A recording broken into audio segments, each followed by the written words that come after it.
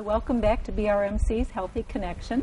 Our guest today, Miss Tammy Mitchell, is here from the Baxter Regional Wound Healing Center. And Tammy, give us some history about the Wound Healing Center. How long has that been over there? The Wound Center was established in October of 2006.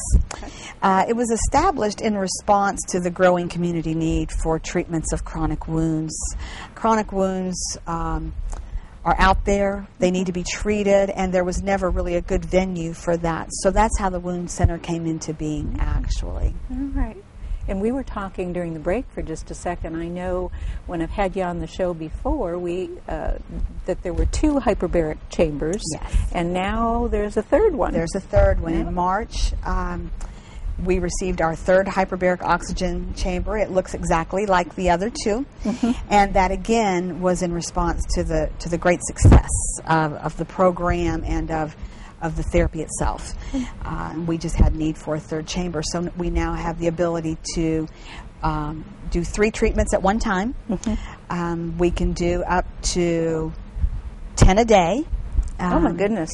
Yes, and so we're very, very fortunate to have that kind of a modality of therapy in our area. How long is someone in the hyperbaric chamber usually? About an hour? About 2 hours. About 2 hours. Yes. Okay. Treatments are always for 90 minutes.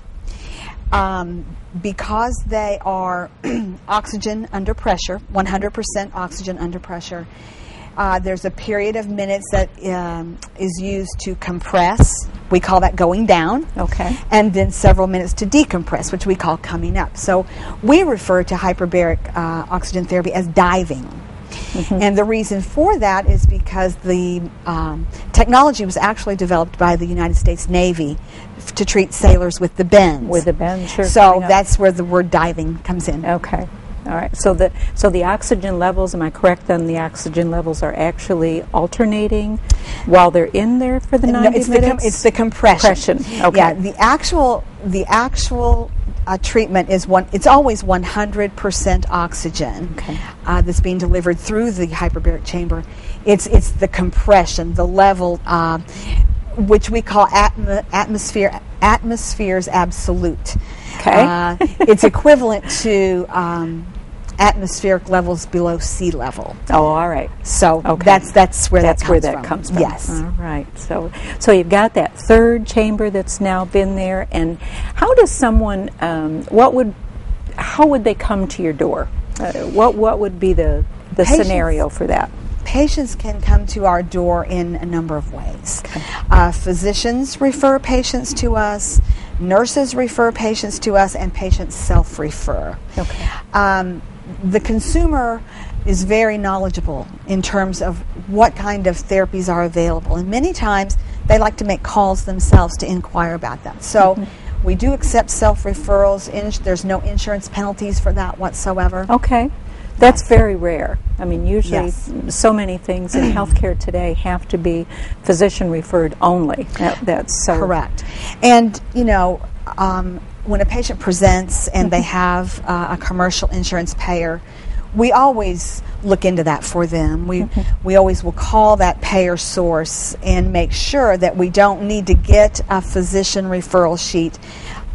We haven't had to, but if we did need to, we would call the patient's primary care physician and ask for that, and it would be a very seamless situation.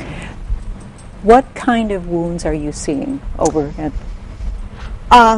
The largest percentage of wounds we see are related to diabetes, but not all. Pressure wounds, wounds that are developed because of poor circulation. Immunocompromised patients can develop open skin areas. So when we talk about wounds, there can be any number of reasons, diabetes being the big thing. Diabetes is just a culprit of diseases that prevents good healing. So we talk about chronic wounds, and we talk about wounds that don't heal, and that's where the Wound Center really comes into play. If you have a wound and it hasn't healed within 30 days, then obviously there's a reason for that. And that's the time to seek the specialty of wound care. Okay, so anything, once it's starting to go past that 30-day mark, right, doesn't heal, that's the time to pick up the phone and give you a call. Absolutely. And I will say, going back to diabetes, a diabetic doesn't need to necessarily wait 30 days, especially if they have a wound on their lower extremities. I would consider a wound, if a patient has diabetes and they develop a wound on their lower extremities, being their legs or feet, I would suggest not to wait 30 days because diabetes further complicates the wound, and that needs attention much sooner. Is that all because of the neuropathy that's going on? Yes. So that as the neuropathy advances, so to speak, that it's... Yes, and also blood sugars themselves. A high blood sugar will inhibit healthy healing. Okay. And diabetics, run typically with a little high sugars. They keep their sugars under control as much as they can, but that alone can inhibit healing. Yes. Okay. What other types of wounds, or what other types of things do you see? What else would be brought to your door? Well, one thing that I feel like the public needs to know is sometimes wounds are internal. Sometimes wounds cannot be seen. And an example of that would be a patient who had been treated with radiation therapy, maybe for prostate cancer in the past. Sometimes months or years after radiation therapy, the bladder can actually develop little spots of bleeding, which are actually little internal ulcerations. A patient would know they had this maybe from pain, maybe passing blood through the urinary stream, maybe having dribbling or incontinence problems.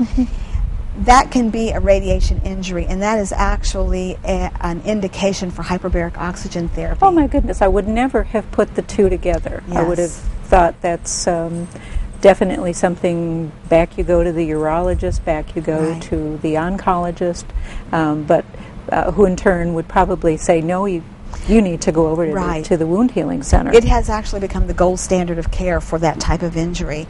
Another example might be a lady who's had breast cancer, or maybe a man who's had breast cancer, that's been treated with radiation, and later on, 6 months to years later, may develop an open wound there. Because radiated tissue, while it's very, very successful treatment, radiated tissue loses some of its blood flow because it's been radiated. What hyperbaric oxygen does, it actually super oxygenates the blood, which actually creates the regrowth of blood vessels where those have been damaged. It's very advanced. It's very awesome. I remember when we've talked other times about this, I don't know why it didn't dawn on me, but to realize that oftentimes when I heard about the hyperbaric chambers, I thought that it was the oxygen inside of the chamber that was healing the visible wound, for instance, when in fact it's the inhaling the oxygen, you're healing yourself from the inside out, systemically. Right. When I first became involved in wound care and hyperbaric oxygen, I thought the exact same thing. Oh, good. I thought. Yeah, I thought the exact same thing. That was just one of those blonde moments that I. Not at all, because I think we all remember or have seen pictures of these structures or these chambers that maybe fit around the leg or around an arm, and that is topical oxygen therapy. That is oxygen delivered to the top of the wound.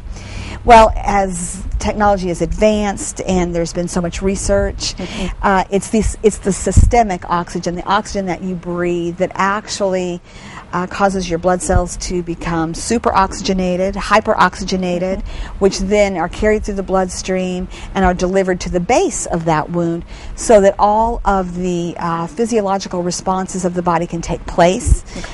We thrive on oxygen, and once those physiological processes start taking place in a normal fashion, then healing occurs. Oh my goodness. And for those that have perhaps never seen a hyperbaric chamber, they're huge, so we didn't bring one with us today. Very heavy. But could you explain to the viewing audience what it is that, how this whole thing works when someone comes through your doors and they're taken on as a patient and they're going to go into the hyperbaric chamber? So, in fact, I'm going to have you save that, if you would, please. We need to take a quick break. We'll be right back. I want to have Tammy explain more about the hyperbaric chamber itself, and especially usually the question I'm sure that comes up all the time is claustrophobia, Yes. and we'll get into how you can go through this procedure if you need to and get rid of that claustrophobic feeling. So we'll be right back.